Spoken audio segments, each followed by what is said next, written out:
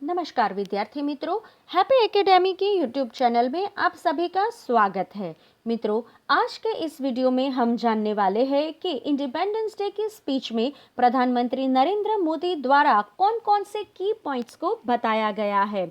तो अपनी 74th independence day की स्पीच में लाल किले से प्रधानमंत्री ने गवर्नमेंट के अचीवमेंट्स और आने वाले सालों में गवर्नमेंट द्वारा जो प्लानिंग की जाने वाली है उनके बारे में विस्तार से उन्होंने बताया है। पहले उन्होंने नेशनल डिजिटल हेल्थ मिशन, उन्होंने एक टेक्नोलॉजी के साथ में एक हेल्थ सेक्टर में क्रांति लाने वाला मिशन लॉन्च किया है, नेशनल डिजिटल हेल्थ मिशन। इस मिशन के जरिए हर एक नागरिक को, देश के हर एक सिटीजन को एक पर्सनल हेल्थ आईडी दी जाएगी। उस हेल्थ आईडी में उस पर्टिकुलर नागरिक की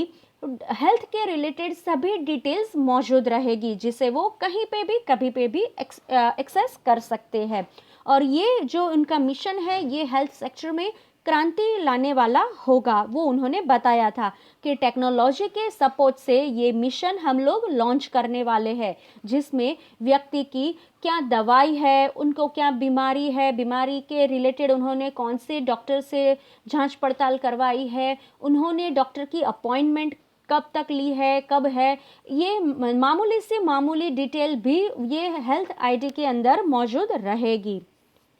इंफ्रास्ट्रक्चर के बारे में उन्होंने ये बताया कि आने वाले सालों में अगर भारत को 21वीं सदी में अगर भारत को प्रोग्रेस करना है, भारत को बेस्ट अपना देना है, डेवलप होना है, तो इंफ्रास्ट्रक्चर फैसिलिटी अच्छे से तरह से देश को प्रोवाइड की जाएगी। और इसी वजह से उन्होंने ये भी बताया है कि आने वाले सालों में 100 लाख करोड़ के ज़्यादा अमाउंट उन्होंने बताया है कि गवर्नमेंट ने प्लान किया है कि ये इतनी अमाउंट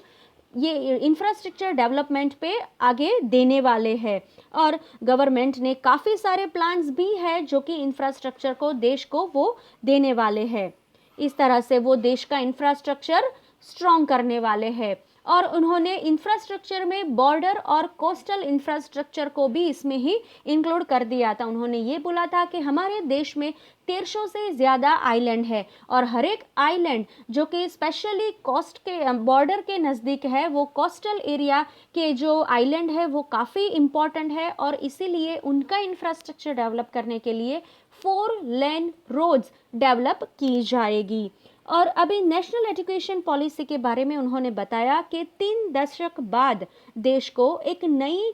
एजुकेशन पॉलिसी मिली है और यही एक नई राष्ट्रीय शिक्षा नीति है जो हमारे आत्मनिर्भर भारत के निर्माण में, आधुनिक भारत के निर्माण में, समृद्ध और खुशहाल भारत के निर्माण में ये देश की नई शिक्षा नीति बहुत ही महत्वपूर्ण योगदान करने वाली है। अब ऑप्टिकल फाइबर और नई जो साइबर सिक्योरिटी की पॉलिसी है वो इस बारे में उन्होंने बताते हुए कहा कि जो डिजिटल इंडिया सेक्टर है वो कोरोना वायरस के पेंडेमिक के चलते डिजिटल इंडिया के ये जो हमारा चल रहा है प्लान, वो कितना इम्पोर्टेंट है ये अब जाके उसकी अहमियत और ज़्यादा तरह से मालूम पड़ी है। और ना कि सिर्फ शहरों में ये डिजिटल इंडिया इम्पोर्टेंट है, लेकिन गांव में भी ये पेंडेमिक के चलते डिजिटल का कितना इम्पोर्टेंट है, इंटरनेट का कितना महत्व है, ये अब जाके लोगों को समझ में आया है। इसलिए उन्होंने बताया है कि इनकी गवर्नमेंट आने वाले सालों में 6 लाख, पहले उनका टारगेट कहा कि सिर्फ पंचायतों को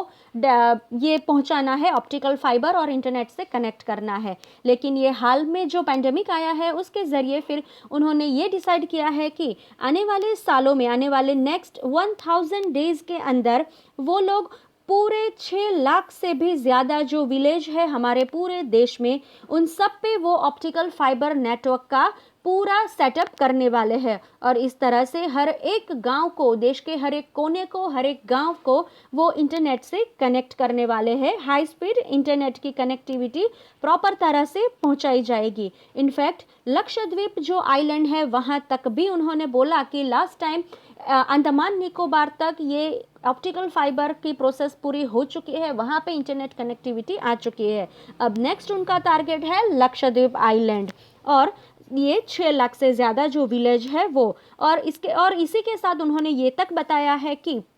हाल में जो साइबर क्राइम जितने बढ़ रहे हैं और साइबर सिक्योरिटी कितनी आवश्यक है, ये चीज़ को ध्यान में रखते हुए उन्होंने एक टीम सेटअप की है जो आने वाले सालों में साइबर सिक्योरिटी पे एक नई पॉलिसी लाने वाली है, जिससे साइबर स्पेस में और सिक्योरिटी लेवल बढ़ेगा।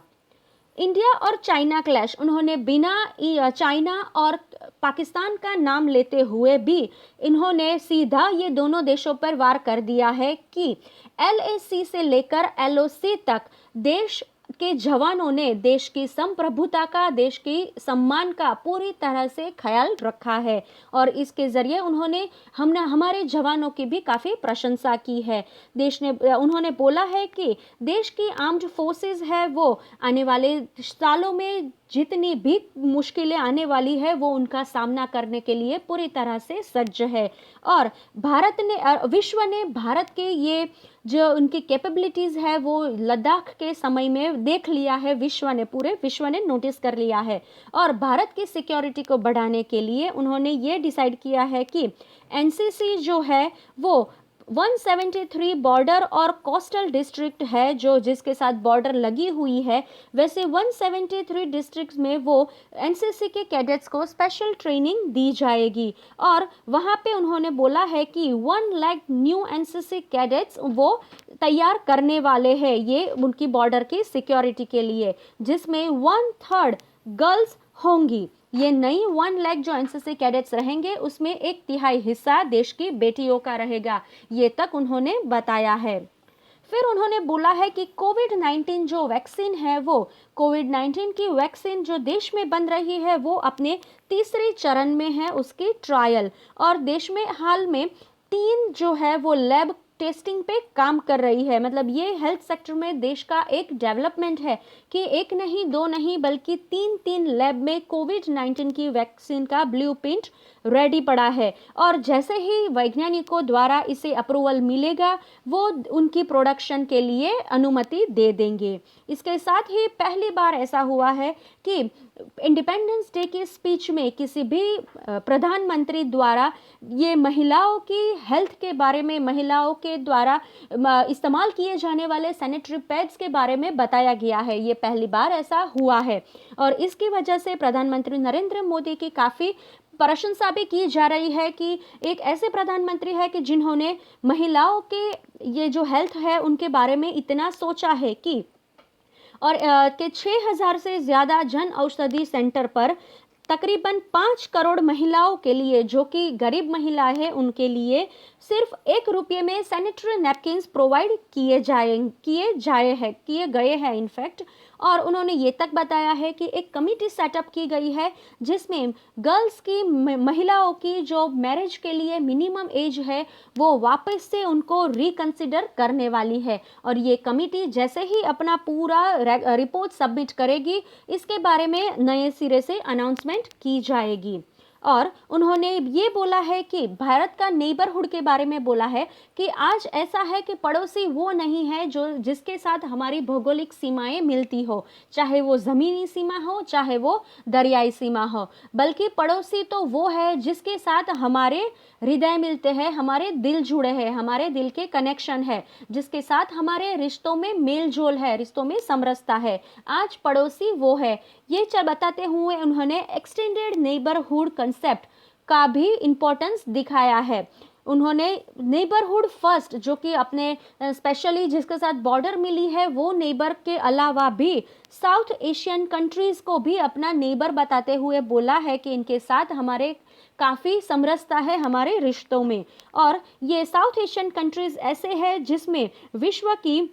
सबसे ज़्यादा पॉपुलेशन वहाँ पे है साउथ एशियन कंट्रीज़ में, इसलिए साउथ एशियन कंट्रीज़ को आपस में हार्मनी बनानी चाहिए और उनको एक दूसरे से कनेक्टेड रहना चाहिए ताकि वो विश्व की सबसे ज़्यादा पॉपुलेशन जो है उसकी अच्छी तरह से उनकी रक्षा कर सके, उनको बेस्ट से बेस्ट सुविधा प्रोवाइड कर सके। और मित्रों, इसी के साथ प्रधानमंत्री नरेंद्र मोदी ने ये तक बताया है कि अब नेक्स्ट जो हमारा कंट्री है, हमारा देश है, वो आत्मनिर्भर भारत के लिए कितना ही इम्पोर्टेंट है, कितना वो उन्होंने बताया कि अब तक हम हमारे देश से कच्चे मालों की निकास करते थे और फिर फिनिश्ड गुड्स जो रेडी होता था वो फिनिश्ड गुड्स वो मंगवाते थे, इंपोर्ट करते थे। और उन्होंने ये बताया कि अब ऐसा नहीं होगा, क्योंकि आत्मनिर्भर भारत के जरिए हम अपने ही देश में ज़्यादा से ज़्यादा चीज़ों का प्रोडक्शन करेंगे, फिर चाहे वो डिफेंस हो, जिसमें ऑलरेडी उन्होंने अनाउंस कर दिया है कि डिफेंस में वो 101 से ज़्यादा चीज़ें बैन करेंगे, मतलब कि वो 101 से ज़्यादा चीज़ें वो निर्माण करने वाले हैं अभी हमारे कंट्री में, हमारे देश में। उसी तरह से उन्होंने कृषि को भी डेवलप करने का और कृषि क्षेत्र को भी आत्मनिर्भर बनाने की योजनाएं कई तरह से डिक्लेयर की है। तो मित्रों, इसी के साथ मैं ये आज का वीडियो समाप्त कर रही हूँ। आई होप आपको इस वीडियो से नॉलेज मिला होगा। अगर आपको इस वीडियो से नॉलेज मिला है तो प्लीज़ आप इस वीडियो को लाइक कीजिएगा और ज़्यादा से ज़्यादा अपनी स्पर्धात्मक परीक्षा की तैयारी कर रहे दूसरे मित्रों के साथ भी इसे शेयर कीजिएगा। और यस, आप हमारी यूट्यूब चैनल हैप्पी एकेडमी को सब्सक्राइब कर लीजिएगा, जिसके वजह से आपको ये वीडियो की इन्फॉर्मेशन रेगुलरली मिलती रहेगी। और आप हमें सोशल मीडिया प्लेटफॉर्म पे भी फॉलो कर सकते हो। टेलीग्राम चैनल है, इंस्टाग्राम है और फेसबुक है, और ये है हमारा व्हाट्सएप नंबर, जिस पे आप हमें कोई भी आपकी क्वेरीज हो वो टेक्स्ट कर सकते हो। थैंक यू ऑल, फिर मिलेंगे ऐसे ही किसी इंपॉर्टेंट वीडियो के साथ।